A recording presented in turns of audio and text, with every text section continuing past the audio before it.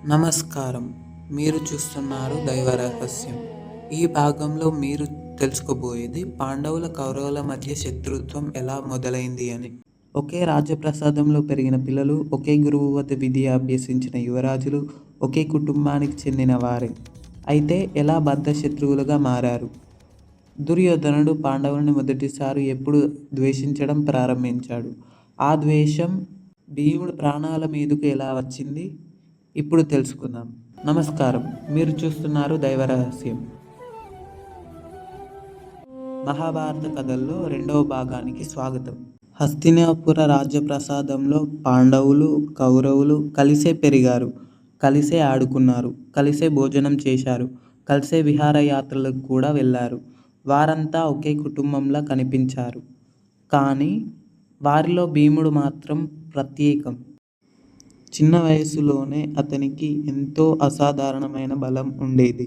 ఆటల్లో సరదాగా కౌరవులను ఎత్తి చెరువులో పడేయడం, చెట్టెక్కిన వారిని చెట్టు ఊపి కింద పడేయడం, వారిని భుజంపై ఎక్కించుకొని పెరిగెత్తడం, ఇవన్నీ భీమునికి కేవలం ఆటలు మాత్రమే. ఎవరిని బాధ పెట్టాలనే ఉద్దేశం అతనికి ఉండేది కాదు.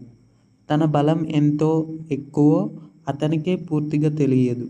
కానీ దుర్యోధనుడికి మాత్రం ప్రతి సంఘటన ఒక అవమానంలా అనిపించేది.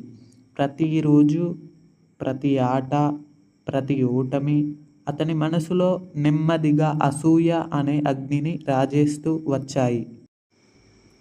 కాలం గడిచే కొద్దీ భీముడి బలం గురించి హస్తినాపురం అంతా మాట్లాడుకోవడం ప్రారంభించింది. ఈ బాలుడు పెద్దయ్యాక అసాధారణమైన యోధుడవుతాడు అని అందరూ ప్రశంసించేవారు. ఆ మాటలు దుర్యోధనుడి హృదయాన్ని మరింత కాల్చివేశాయి. ఒకరోజు ఒంటరిగా కూర్చున్న అతను తనలో తానే అనుకున్నాడు, భీముడు ఉన్నంతకాలం పాండవులను ఎవరూ ఓడించలేరు. ఆ క్షణం నుంచి అసూయ క్రమంగా ద్వేషంగా మారింది. ఆ ద్వేషం చివరకు ఒక భయంకరమైన నిర్ణయానికి దారితీసింది. ముందుగా భీముడిని తొలగించాలి అని దుర్యోధనుడు నిర్ణయించుకున్నాడు. కొన్ని రోజుల తర్వాత గంగానది తీరానికి విహారయాత్రకు వెళ్ళాలని దుర్యోధనుడు ప్రతిపాదించాడు. పాండవులు ఆనందంగా అంగీకరించారు. రోజంతా అందరూ కలిసి ఈదారు, ఆటలు ఆడారు, నవ్వుకున్నారు, సంతోషంగా గడిపారు. సాయంత్రం అందరికీ భోజనం ఏర్పాటు చేశారు. భీముడికి ఎంతో ఇష్టమైన మిఠాయిలు ప్రత్యేకంగా సిద్ధం చేయించారు. కానీ ఆ మిఠాయిలలో దుర్యోధనుడు రహస్యంగా విషం కలిపాడు.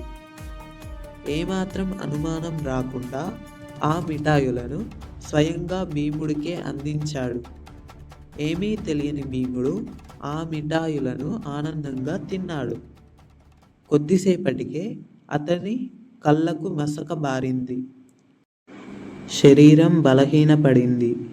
చివరికి అతను స్పృహ కోల్పోయాడు. భీముడు పూర్తిగా స్పృహ కోల్పోయాడని నిర్ణయించుకున్న దుర్యోధనుడు తన అనుచరులతో కలిసి భీముడు చేతులు, కాళ్ళను అడవి తీగలతో బంధించి కట్టించాడు. ఆ తరువాత అతన్ని గంగానది మధ్యలోకి తీసుకువెళ్ళి నీటిలో పడవేయించాడు. అలా గంగా అలల్లో భీముడు నెమ్మదిగా లోతుల్లోకి మునిగిపోతూ వెళ్ళిపోయాడు. అది చూసిన దుర్యోధనుడు తన కుట్ర విజయవంతమైందని భావించాడు. ఇక భీముడు కథ ముగిసిపోయిందని అనుకున్నాడు.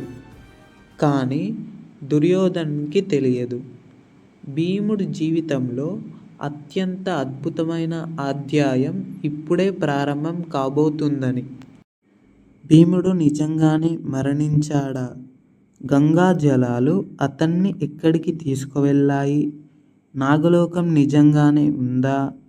నాగరాజు వాసుకి భీముడిని ఎందుకు తన కుటుంబ సభ్యుడిలా ఆదరించాడు? భీముడు మునుపటి కంటే మరింత శక్తివంతుడిగా ఎలా మారాడు?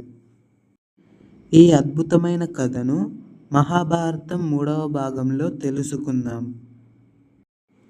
అలాగే మహాభారతంలో మీకు నచ్చిన యోధుడెవరో కామెంట్ చేయండి. వీడియో నచ్చినట్టయితే లైక్ చేయండి. మీ అభిప్రాయాన్ని కామెంట్ రూపంలో తెలియజేయండి. ఈ కథను మీ స్నేహితులతో షేర్ చేయండి. మరిన్ని దైవ రహస్యాల కోసం దైవ రహస్యం యూట్యూబ్ ఛానల్ను తప్పకుండా సబ్స్క్రైబ్ చేసుకోండి. ధన్యవాదాలు.